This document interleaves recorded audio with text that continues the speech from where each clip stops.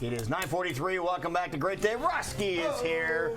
It is time for Roske on the politics. So, who'd you rub elbows with this week? You know, a big week. Sat down with Trip Gabriel, writer for the New York Times, at the Capitol. You know, session is not in right now. So the Capitol, if you want to go visit our beautiful Iowa Capitol, do it now because they still give the tours. Oh, and nice. it's actually silent and quiet and wonderful. So if you tune into Sunday's show, you'll see Trip Gabriel, who is the New York Times embedded writer in Iowa through the caucus. So he and I sat down in the rotunda, 2 chairs. It's like the best studio in Iowa. So chatted with him, chatted with Dr. Ben Carson. You'll see Carly Fiorina, John Kasich, a whole bunch of stuff. But let's talk about events, shall we? You know, when I was contemplating this move, some of the folks that had been through the caucus race here in Iowa said, well, you know, they do actually all come there. And the last couple weeks, we have seen that the candidates, in fact, do come here. So let's go through some of the events that are going on just in the next couple days. Today, Polk County Democrats are having their Polk County Women's Event. Some of the people who have headlined this before, people like our First Lady, Michelle Obama. And then, I don't know the answer to this. If you are married to the Vice President, are you the second lady? I'll go with that. Yeah, I'd go for that too. Second lady? You're second in command. Dr. Jill Biden has been, but so sure. today the headliner is Representative Tulsi Gabbard. She is a 2-term congresswoman from Hawaii. I've actually known her since before she was elected. She is fantastic. So that is today. Still tickets available, and it is at Andy McGuire's house, who we had on here last week. Remember, she is the new chair of Iowa Democrats. Oh, yeah. So that is happening today.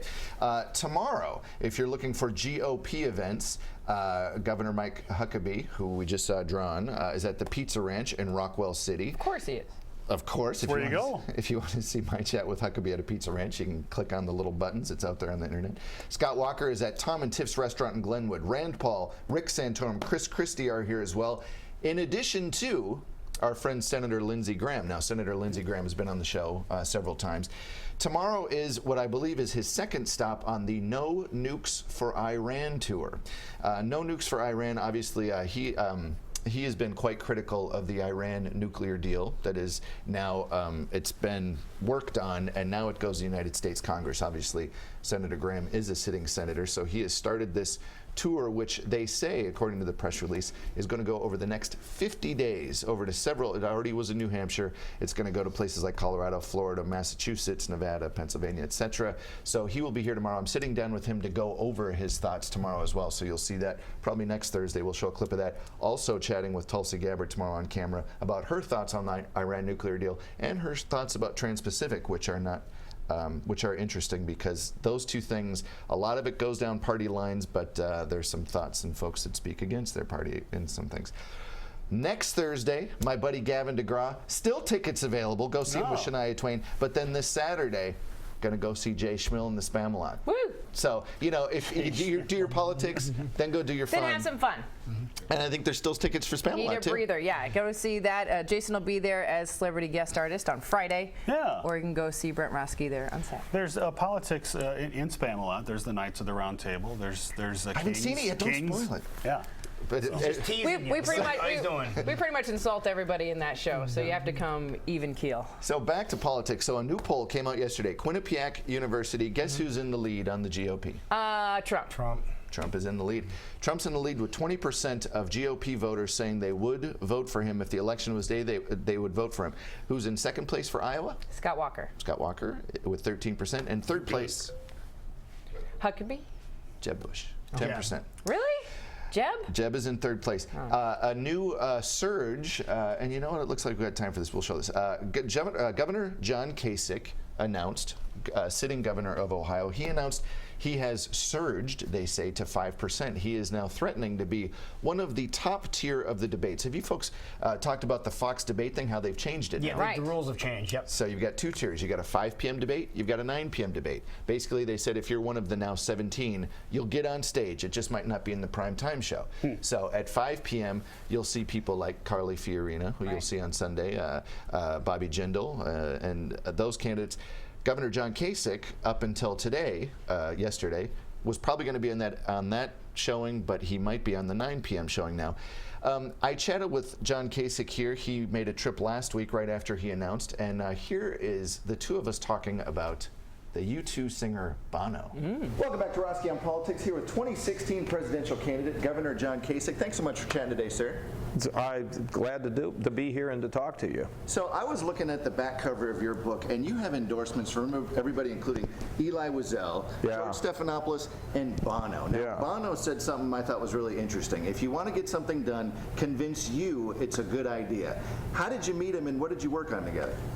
Well, we were working on debt relief for Africa, and at that point in time, I was convinced that foreign aid just wasn't working very well, and so we needed to change the whole foreign aid system so that America could show its kind face. And Bono comes to me through Arnold Schwarzenegger, I mean, there's another big name, saying that, look, he's traveled around the world talking about debt relief, and he wants to meet with you. So I had a meeting with him, and it was very good, and we worked together and got a little help for some of these countries, and I think it no doubt saved some lives and also no doubt improved our image in places where I think it's been helpful.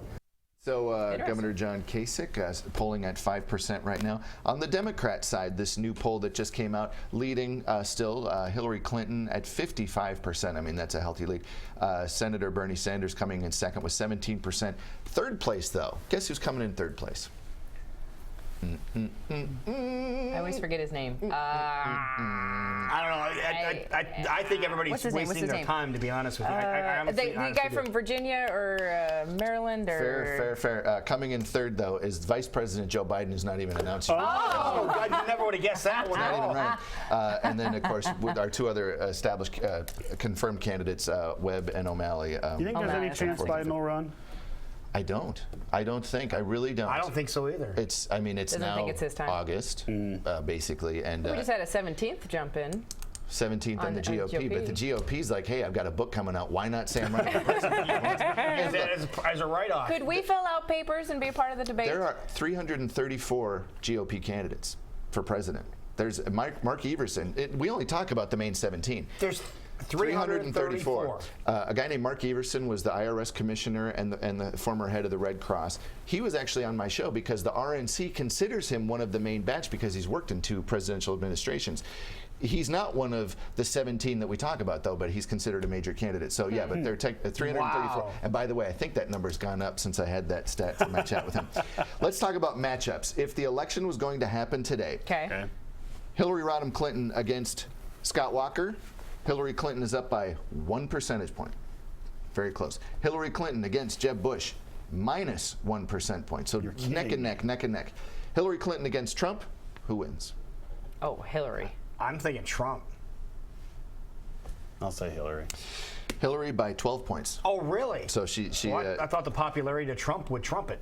So, yeah, so and this poll that came out, yes, he is in first. However, I will say that I made sure of this.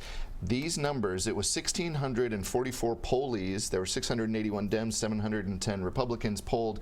This was before the recent hubbub about the lawyer comments that were made and the other stuff that came out. So we'll see. Interesting. If that makes a difference. The John McCain stats that came out, his numbers actually went up, though. So we'll see what happens. Right. Sunday show again. New York Times, Trip Gabriel, Dr. Ben Carson, Governor John Kasich, more of that interview, Carly Fiorina, and I'm co-hosting for you tomorrow, so I'll be You'll back be on in the here show tomorrow. Yep. Wrap things up. Perfect. Thank you so much.